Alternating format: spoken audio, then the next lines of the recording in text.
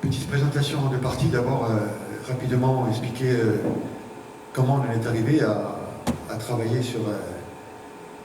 sur les tertiarimes de Dante, et ensuite quel a été le cheminement pour arriver à cette composition qui a pris du temps, parce qu'il a fallu d'abord réfléchir sur beaucoup de structures liées à la musique et à la poésie traditionnelle. Et donc, voilà, un petit tour d'horizon aussi de différentes structures. Donc, chanter Dante, aujourd'hui, 700 ans après la disparition du sobre poète, peut paraître pour tout un chacun quelque peu anachronique, sans doute. Et plus encore, de mettre en musique un texte daté du début du XIVe, tercé en décasyllabique et en tertiarime de surcroît. C'est une forme poétique que, malheureusement, seuls quelques érudits spécialistes aujourd'hui de la littérature italienne connaissent encore. Et certains encore aujourd'hui ne savent même pas qui est Dante. Donc, nous avons vécu ça récemment. Donc, sans doute, et ce n'était pas si anachronique que ça, parce qu'il fallait le faire, il fallait donc remettre ça au bout du jour. Alors, il est vrai que, sans la rencontre opportune du professeur Carlo Rossa, professeur au Collège de France, qui était intrigué par une version d'un tercet de Rouge que nous avons chanté à la fin d'un colloque sur le madrigal. Un tercet qui faisait référence à un certain Philène. Et j'ai appris donc à cette occasion que Philène était un personnage récurrent, controversé souvent dans la littérature italienne, et il a été intrigué par le fait qu'encore s'en chante Philène. Et puis, en discutant comme ça, on est arrivé à des choses beaucoup plus précises, et il nous a demandé si on voulait bien venir chanter à Lugano le 33e chant du paradis, parce que ils étaient à leur 3e année donc, de lectorat dentiste. Première année, ils avaient lu l'enfer, seconde année, ils avaient lu le purgatoire, ils devaient donc terminer avec la lecture du paradis, et donc il nous a proposé de venir clore ces 3 ans de lectorat dentiste par le 33e chant du paradis chanté. Donc voilà, on s'y est attelé. Ça ne s'est pas fait comme ça en quelques semaines, parce qu'il a fallu travailler d'arrache-pied pour le 33e chant fait quand même 46 tercets, si je ne m'abuse, ce qui fait quand même beaucoup de vers à mettre en musique. Et donc, première expérience, nous avons donc chanté à Lugano, une version qui a beaucoup plu aux participants, à tel point que le professeur Ross nous a demandé de venir l'année d'après fêter les 750 ans de la naissance de Dante au Collège de France. Donc nous sommes retournés au Collège de France et nous avons rechanté le 33. Et le lendemain, nous étions au consulat d'Italie, où on a interprété non seulement le 33, mais quelques-uns des chants qui allaient finir par aboutir sur ce CD. Puisque ça, les chants commençaient à s'ajouter au fur et à mesure. Voilà, en plus, donc ça c'est une des raisons qui a fait qu'on a chanté le Dante. Mais c'est aussi le fait que le professeur Ross nous a convaincus que tout le parcours de Dante était lié à la musique. Et que, d'ailleurs, dans la comédie, il en parle au moins une dizaine de fois, peut-être plus, puisqu'il parle de chants mélodiques, il parle de chants sacrés, et il finit au paradis avec la polyphonie. Donc il passe par tout ce que... il évoque tout ce que le XIVe siècle connaît au niveau musical. Et donc, en citant Nino Perotte, il me dit...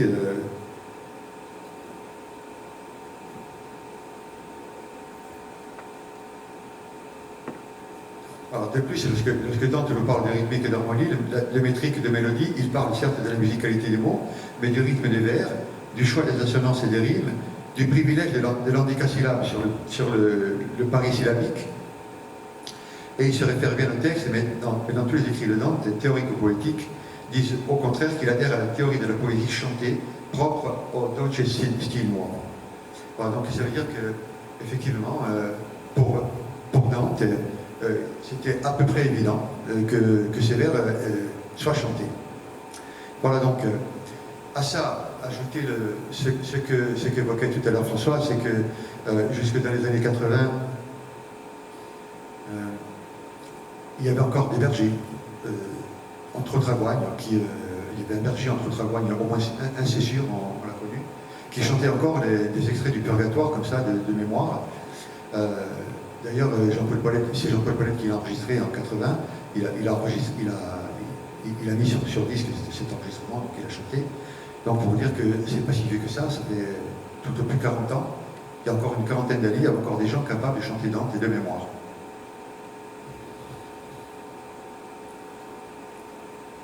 Et voilà comment est partie cette aventure en 2014, aventure qui va nous mener progressivement à aborder, je vous le disais tout à l'heure également, certains champs de l'enfer et puis du purgatoire, de manière à donner un aperçu. Évidemment, c'est toujours très, très petit par rapport à la totalité de l'œuvre, par rapport aux 100 chants. Il y a des disques qui sont évoqués et pas entièrement, donc c'est toujours un petit aperçu, mais on a essayé de travailler pour justement, et ça avec Françoise et avec Karl, pour choisir le texte qui pouvait peut-être représenter au mieux les différents moments des cantiques.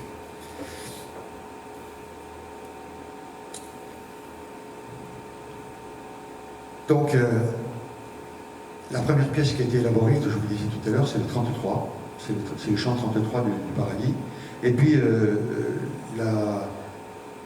il y a eu un tas de signes prémonitoires dans ce travail.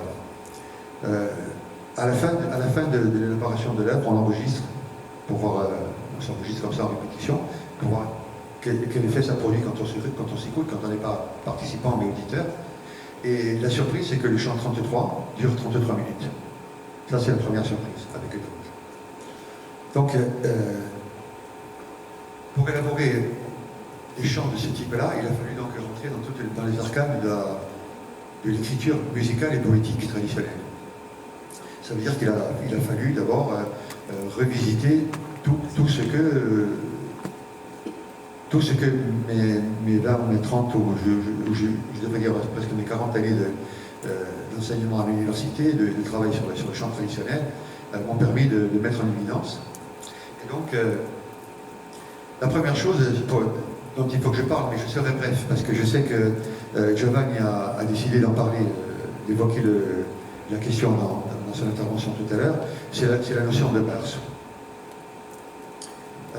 Alors il n'existe pas dans la langue corse, en tout cas pas dans le discours des gens qui ont été enregistrés aux grandes époques, à l'époque de collectage de Cuy Vigila, de Romer, de tous les grands collectages, de François Flore dans les Nions, des collectages immenses avec des heures entières d'enregistrement. Il n'existe pas de mots spécifiques pour désigner la mélodie, le rythme, tous les mots qui sont typiques à la musique, qui sont des mots spécifiques à la musique. Tous ces mots-là n'existent pas. Mais ce n'est pas parce qu'ils n'existent pas que ces notions-là ne sont pas existantes, elles ne sont pas évidentes. Donc, cette absence de vocabulaire spécifique, on va dire, ne va pas préjuger de l'étonnante complexité de ce qu'est finalement le chant polyphonique traditionnel. En gros, ça voulait dire pour moi, et ça c'est un chapitre de ma thèse, qu'il y avait forcément une théorie. Il y avait forcément une théorie qui était appliquée de manière comme ça inconsciente et qui était apprise par imprégnation, les règles finissaient par s'installer progressivement, qui n'était jamais dite et jamais évoquée, mais qui en fait, une fois qu'en y réfléchissant, on mettait en avant les éléments importants, on s'apercevait qu'en fin de compte, il y avait une véritable théorie de la musique et de la poésie. C'est pareil pour le mot polyphonie. Le mot polyphonie, en Corse, quand on dit polyphonie, c'est un mot qui est très très récent. C'est un mot qui date approximativement du début du Riacuis dans les années 70-80. On a toujours dit Quentin Panier, là. On n'a jamais dit Quentin Polyphonie. Maintenant, le mot est passé plus ou moins, donc on le rencontre souvent, mais en soi, on ne le trouve jamais dans les enregistrements. À savoir aussi que padier, là, ça représente le chant polyphonique, en général, donc c'est un terme générique, mais c'est aussi un terme spécifique d'une forme particulière, très dense, très compliquée, très compliquée par rapport aux autres, parce que c'est une écriture qui se fait sur 1 minute 30 environ, et sur cette 1 minute 30, il y a tout ce qu'on peut rencontrer pratiquement en Méditerranée comme type d'écriture polyphonique. C'est vraiment un condensé de, sans doute parce que la Corse a toujours été la terre de passage de tous les voyageurs, mais on y trouve vraiment une structure très particulière et très complexe. Donc, ce chant pagil, on le retrouve dans les formes profanes, dans les formes sacrées. Le chant sacré corse, on dit aussi messe in pagil, on ne dit pas messe in pulgoni, c'est pareil. Hein. Le chant sacré aussi fonctionne sur les mêmes règles. À la différence vraie, c'est que les voix principales, la mélodie principale, évidemment, ne sont pas forcément de même origine, et donc ça va modifier un petit peu parfois le cheminement et les rencontres harmoniques. Mais l'un dans l'autre, on est sur des chants qui sont très très proches. Donc pour revenir au mot berceau, le mot berceau, comme vous le disait François hier soir, c'est pas le mot qui est vraiment spécifique avec le vers, c'est pas la traduction littérale du vers, bien que ça traduise quand même le vers, hein, mais ça ne traduit pas que le vers poétique. Le berceau, c'est la technique vocale, c'est à la fois la structure mélodique, c'est en même temps la structure rythmique, c'est en même temps la structure harmonique, c'est aussi la façon individuelle qu'a chaque chanteur ou chaque région d'interpréter un chant. C'est-à-dire que le berceau, c'est à la fois quelque chose qui va, une signature, quelque chose qui va marquer l'individu, mais qui va aussi marquer l'endroit d'où il vient. Ça veut dire que lorsque quelqu'un, par exemple du Bauge, entend chanter du panier là, avec le berceau du Bauge, il s'identifie immédiatement. C'est à lui, c'est chez lui. Donc c'est à la fois quelque chose qui va marquer l'individu, mais qui va aussi marquer tout un groupe de personnes qui vivent autour de dans la région. Donc le berceau, je vous disais, désigne essentiellement, quand on prend l'essence du mot, essentiellement la relation entre le phonétique et le mélodique. C'est-à-dire que le berceau est inséparable du texte poétique. D'ailleurs, tout à l'heure, peut-être je ferai une aparté, mais j'ai lu récemment, j'ai acheté la semaine dernière un ouvrage qui est sorti qui s'appelle Musa Nostra, dans lequel on traite, il y a un article sur les femmes, sur Mandeville, et là je me suis rendu compte en lisant qu'il y a un bel article qui est fait, mais qui manquait une dimension. Donc la dimension du rapport du texte poétique avec la façon dont les chanteurs traditionnels chantent ces textes-là. Il manquait un élément, il manquait un niveau d'analyse. Donc, le berceau désigne à la fois, donc, je vous disais, le couple phonétique et mélodique, donc à la fois le texte, la rythmique des mots, mais en même temps les accentuations qui sont spécifiques et qu'on trouve toujours au même endroit. Par exemple, je vais prendre le cas de la pagille, parce que c'est la forme la plus emblématique. La pagille, c'est une structure musicale qui fonctionne sur trois phrases identiques. 3 phrases de 16 vers, de 16 syllabes. 3 vers de 16 syllabes. Avec des accents qui sont toujours au même endroit. C'est-à-dire qu'ils sont au 3e et au 7e du premier hémistiche, et pareil au 3e et au 7e du second hémistiche.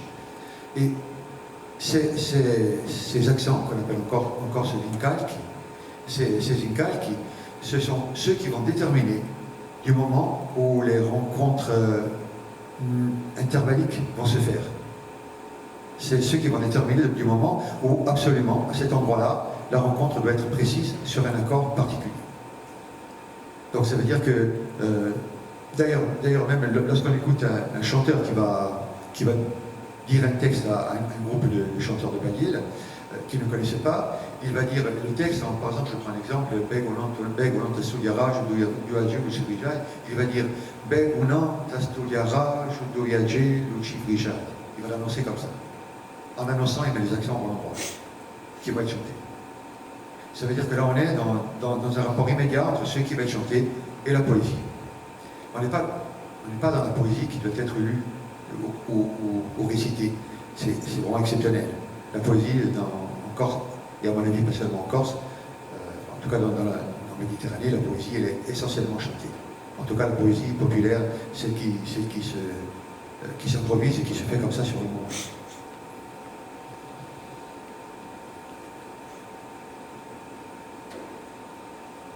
Donc, en soi, je reviens à ma notion de Perse. Le Perse, c'est la structure qui va être la structure portante du chant. C'est celle qui va, l'espèce de matrice musicale dans laquelle vont venir se caler le texte poétique et l'ensemble des notes qui vont former la Awaji des Secondes, la voix principale. Encore que je ne devrais pas dire la voix principale, parce que l'objectif, quand les trois voix rentrent, c'est que justement il n'y ait plus de voix principale. Il n'y ait plus qu'un bloc sonore et non plus de voix principale.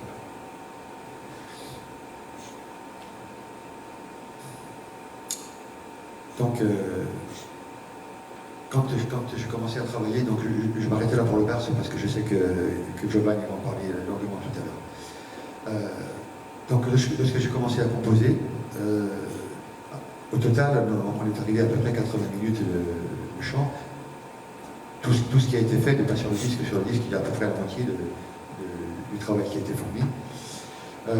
Donc, composer une œuvre de cette ampleur, ça m'a demandé de revenir à mes fondamentaux, à retourner dans les structures, à travailler sur les techniques de composition, etc. Donc, de revoir et de remettre à jour des choses que je pratiquais depuis longtemps, mais moi aussi ça finissait par devenir inconscient. Donc c'était un travail, même sur moi-même, ça m'a fait beaucoup de bien. Donc, il était hors de question dès le départ de créer une œuvre en utilisant le système de composition traditionnelle. Dans la tradition, en général, on compose en centralisation, c'est-à-dire qu'on prend des petits morceaux de phrases existantes déjà dans un autre chant, et puis on fait une espèce de collage, et le collage va donner une version nouvelle. Ça, c'est une pratique qui se fait depuis le Moyen-Âge. On centralise avec des choses existantes. L'avantage de la centralisation, c'est que lorsqu'on crée quelque chose de nouveau, ça ne perturbe pas les auditeurs. Parce que les auditeurs qui sont habitués à une forme de musique particulière, lorsque c'est trop nouveau, soit ça peut les intéresser, mais les trois quarts du temps, dans la société traditionnelle, quand c'est trop nouveau, c'est pas forcément très bien perçu. Donc l'avantage de la centralisation, c'est qu'on fait du nouveau avec de l'ancien. Donc tout le monde connaît déjà plus ou moins, et les choses se passent bien, parce que se rappeler aussi que dans la société traditionnelle, le public est capable de chanter aussi. Le public, c'est pas seulement un public comme aujourd'hui qui vient, qui s'assied là, qui va au concert. Hein. C'est un public qui est participant. C'est un public qui vit avec ceux qui chantent et ceux qui font du diamérispan. Ils sont présents et ils encouragent, et puis ils rient quand il faut rire, ils applaudissent, ils soutiennent les gens qui donc il y a vraiment un public qui est participant. On n'est pas tout à fait dans la même optique que celle du XXIe siècle. Donc un survol rapide des structures mélodiques et techniques, vite fait. Elles sont au nombre de 4, je vous le disais tout à l'heure. Il y a les structures formelles littéraires. Je vois un peu.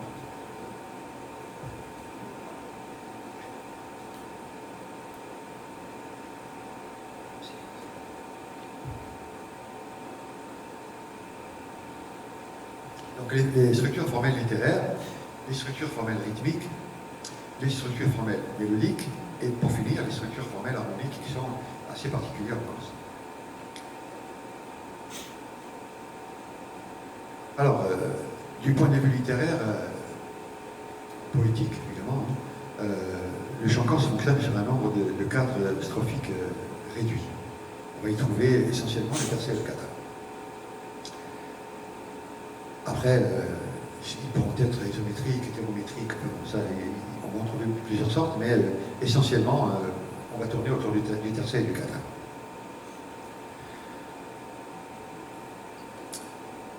Et le vers traditionnel corse, je vous le disais tout à l'heure, il est constitué de syllabes toniques et atones. Donc d'alternance entre tonique et ce qu'on trouve à peu près de partout dans la poésie syllabique. Hein. Mais en se rappelant que dans la poésie méditerranéenne, romane, l'accentuation n'est jamais sur la dernière syllabe, mais l'avant-dernière, ce qui différencie essentiellement la politique romane de la politique française actuelle qui place l'accent sur la rime à la dernière syllabe.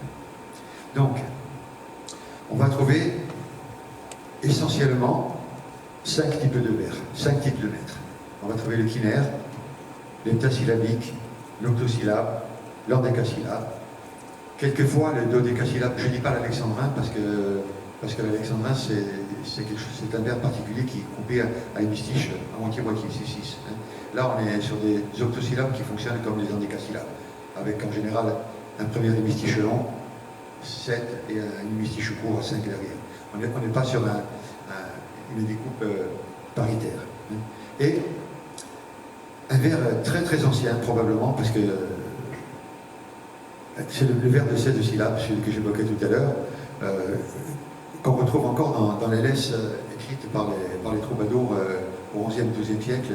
Il y avait beaucoup de choses écrites comme ça entre 14, 15, 16 syllabes. Donc c'est un vers très ancien.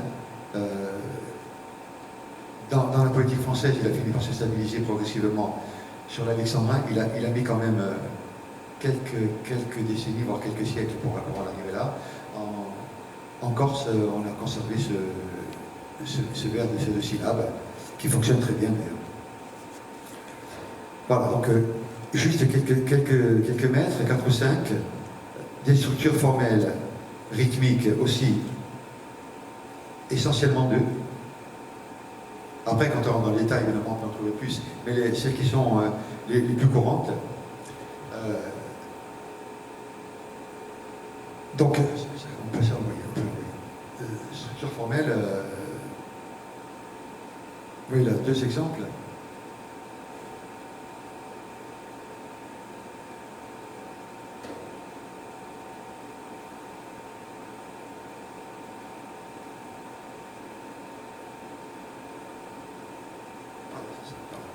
Oui, on est sur un système qui fonctionne essentiellement avec des brèves et des longues.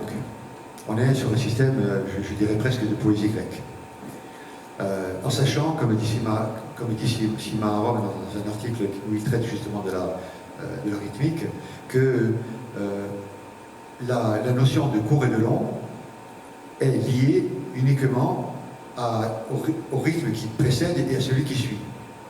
Ça veut dire que le long n'est pas toujours long de la même longueur et le court n'est pas toujours court de la même longueur, d'accord ? Ça veut dire qu'on considère qu'une syllabe est longue quand celle qui est juste avant était courte. Et celle qui vient après aussi peut être courte. Mais ce n'est pas parce que dans le même champ on va avoir 4 langues, elles n'auront peut-être pas toutes la même longueur. On est sur une rythmique qui est relative, comme ça, entre les... Donc, oui, 2 exemples. Wersomoz, qui est on a baillé qu'on appelle courinte, parce que on la trouve à peu près de partout dans toutes les régions, elle est à peu près commune. Et en dessous, un chant à 2 voix qui s'appelle l'Eteramam, et dont on parlera encore tout à l'heure. Hein. Donc vous voyez que le premier, j'ai mis trois types de calcul, si vous préférez. J'ai mis le rythme oratoire, celui que je vous disais tout à l'heure, hein, qui est à 3 et à 7. J'ai mis le rythme chanté. Et vous voyez que celui qui a la barre verticale au-dessus, c'est un très long par rapport à l'autre. Hein. Et en dessous, la notation, je dirais, musicale, contemporaine. Hein. De croche blanche, de croche noire, croche blanche, noire. Ça fait un rythme un peu comme ça. En dessous, c'est encore plus simple. En dessous, on a 2 croches blanches, noires, 2 croches blanches, noires. C'est encore plus simple. On est sur un rythme de court, de long, de court, de long. Et ça, ce sont des choses récurrentes qu'on retrouve un petit peu tout le temps. Donc, vous voyez, en fait, un ensemble de structures relativement étroite, je dirais, parce que 5 types de vers, 2 types de strophes les plus courantes, le tercet et le quatrain, des rythmes qui sont basés sur l'alternance entre le court et le long, et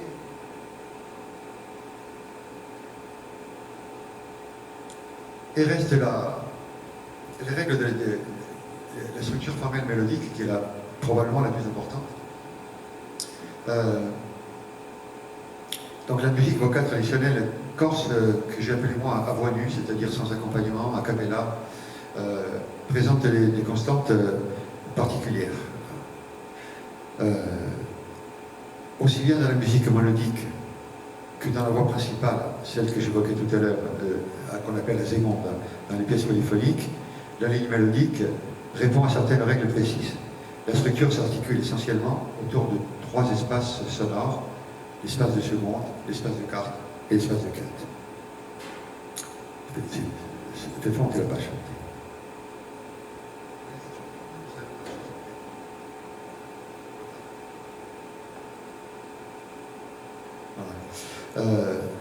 J'ai choisi évidemment le mode de là, parce que, enfin, de transcrire là, parce que j'ai suivi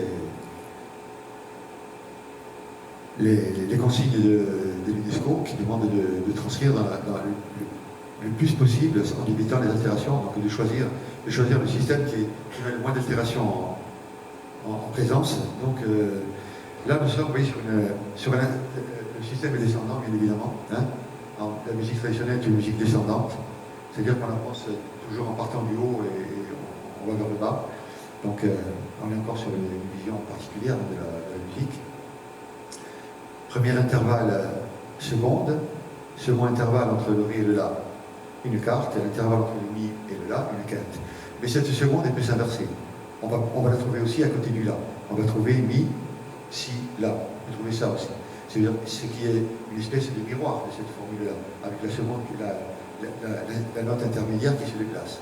Et c'est dans ce jeu-là, essentiellement, donc de modification de l'espace à l'intérieur de la quinte, voire de l'octave, on verra tout à l'heure, que va se faire l'évolution modale du chant traditionnel corse. On ne peut pas véritablement parler de modalités comme dans la musique turque ou dans certaines musiques avec 40 modes, 50 modes, en plus avec des modes qui ont tendance à sortir du cadre pour aller s'épanouir en dehors du cadre. Là, on est dans une espèce de modalité réduite qui se fait à l'intérieur du cadre, c'est-à-dire qu'on va juste aller placer les petites pièces du puzzle à l'intérieur de façon à changer la couleur.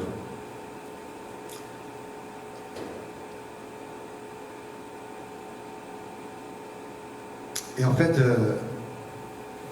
cet intervalle de quarte et de quinte, on va le retrouver aussi du point de vue harmonique, parce que c'est vraiment une conscience particulière de l'espace de quarte et de quinte dans le chant traditionnel.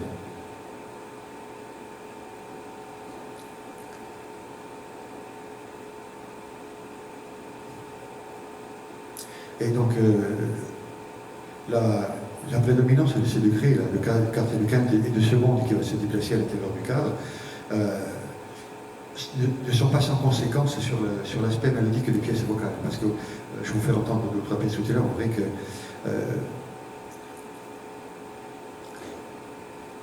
sans modifier ce que va chanter la tierce et ce que va chanter le basse, sans toucher aux 2 extrêmes, rien qu'en modifiant la partie centrale, c'est-à-dire la voix de seconde, on va passer d'un mode pseudo-mineur à un pseudo-majeur.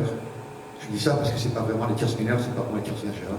C'est pas tout à fait ça. On n'est pas dans les intervalles occidentaux. Hein. Et dans un mode tout à fait particulier qu'on ne retrouve que en Corse, peut-être que je m'avance, peut-être qu'on le trouve ailleurs, mais qu'on va appeler une espèce de mode neutre qui ne sera ni majeur ni mineur, avec une tierce qui sera mi-chemin entre la quinte et la tonique, qu'on appelle encore sa terza mesa, qui est au milieu, et qui est en même temps un phénomène qui est évoqué déjà par Pythagore, hein, quand il parle de spondiasme. Le spondiasme, c'est l'équilibre pile poil dans un grand intervalle. La quarte augmentée ou la quinte diminuée, c'est le spondiasme de l'octave. on est dans des intervalles qui sont... Et donc la tierce mineure, la tierce neutre, c'est le spondiate entre le cinquième et le premier degré. Donc on est, vous voyez, on est encore sur des choses qui remontent très très loin et sur des traditions qu'on pourrait aller chercher très très très très loin dans le temps. Donc, du point de vue mélodique, je vous le disais, on est dans une espèce de tétratonique, même pas pentatonique, hein, rarement pentatonique, parce qu'on déborde très peu de l'intervalle de quinte.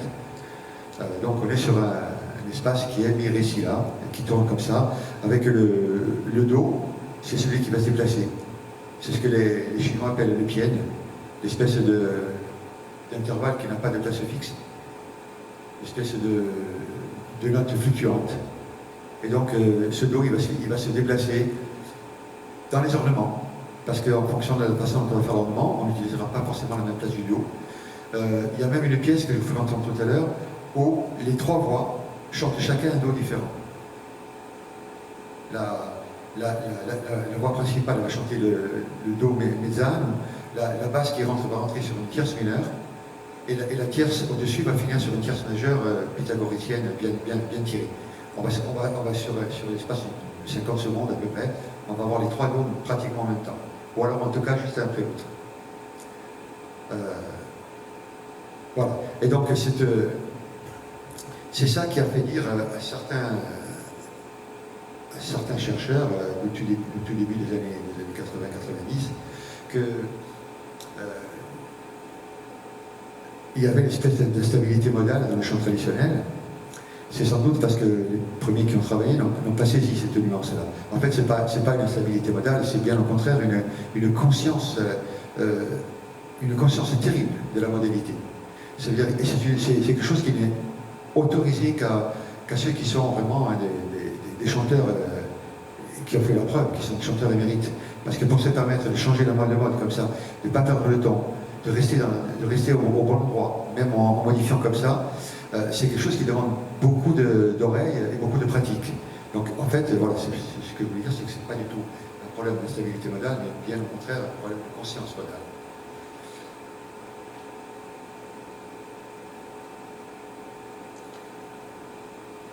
Ensuite viennent les mélismes, et j'en parle volontiers parce que mon groupe s'appelle Fémoucade, c'est le nom que l'on donne en Corse à mélisme. Les mélismes ont occupé une place importante dans la structure mélodique parce qu'ils vont venir se placer sur les degrés prépondérants, sur les degrés qui sont importants. Et ils vont utiliser des micro-intervalles.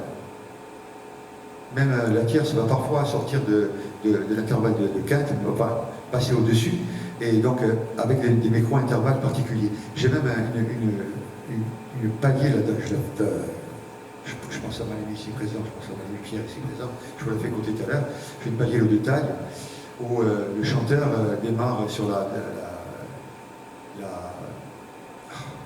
quinte, et puis il va monter, chercher le tierce neutre dessus, pour faire son ornement, dans le départ. Donc il va...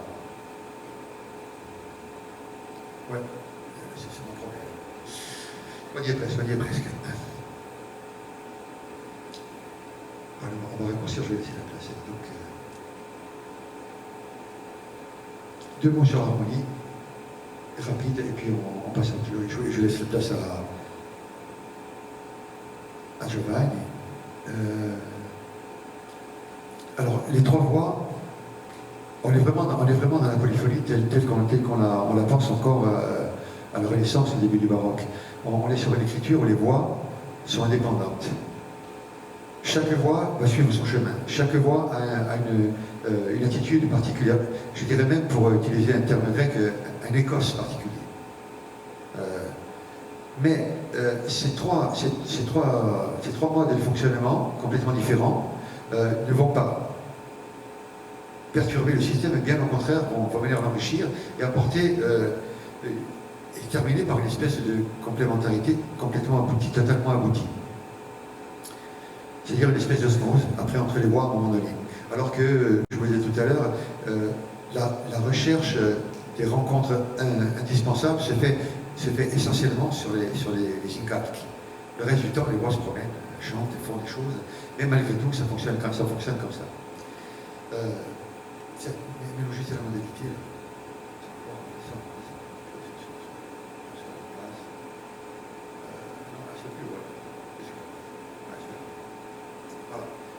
Là, vous avez l'ensemble des notes qui sont utilisées entre les trois voix. Vous voyez que les trois voix réunies, ça ne dépasse pas une douzième. Ça veut dire que c'est peut-être ça aussi qui fait la cohésion des voix. On est vraiment sur un ambitus global qui est très, très petit. Et là, ce sont toutes les notes qui sont utilisées. Oui. La voix principale, elle va utiliser le cinquième degré, le quatrième, le troisième en alternant, le second et le premier. La basse va démarrer sur le troisième, le Do, celui qui n'a rien, le troisième Do à droite, le Si, le Sol, le La, le Mi et le Ré. Ce sont les cadences finales.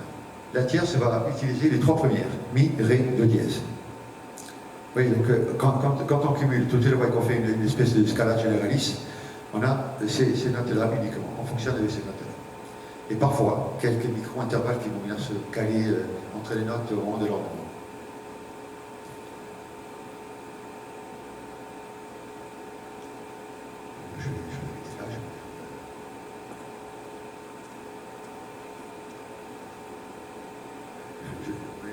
Je suis encore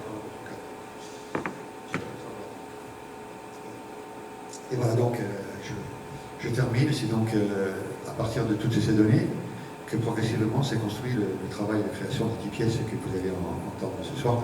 Encore que ce soir, vous n'entendrez pas les 10, vous entendrez 7, qui forment aujourd'hui donc le CD d'Antoine Padiel, Dall'Inferno au Paradiso. C'est un travail qui a été particulièrement centré sur la notion de verse. Et de respect des hémistiches, des endécasyllabes. J'ai travaillé sur la position des hémistiches pour caler la mélodie dessus, parce que un endécasyllabe qui a un hémistiche long, on ne peut pas mettre le même type de mélodie que sur un endécasyllabe qui a un hémistiche court. Il a fallu donc réfléchir à l'enchaînement des couplets pour savoir des strophes, pour savoir à peu près comment il fallait que je m'y prenne. Donc, un regard attentif sur la poésie, également sur le verse, parce que le disque fait 45 minutes de tercet qui chantait en palier. L'objectif était que les gens ne dépriment pas au bout de 10 minutes. Quoi. Donc il a fallu travailler aussi sur la variation, sur les couleurs différentes, sur les harmonies différentes. Donc c'était un long travail et je suis très content d'être arrivé là. Moi personnellement je suis content, je ne sais pas ce que pensent les gens, mais c'est un travail qui m'a demandé beaucoup de temps, beaucoup d'énergie, mais que je ne regrette pas du tout, parce que comme je vous l'ai dit tout à l'heure, il m'a permis de faire un travail sur moi-même et sur mes connaissances sur lesquelles j'ai dû me s'améliorer, et là du coup j'ai dû revenir par l'arrière et travailler. Voilà, merci.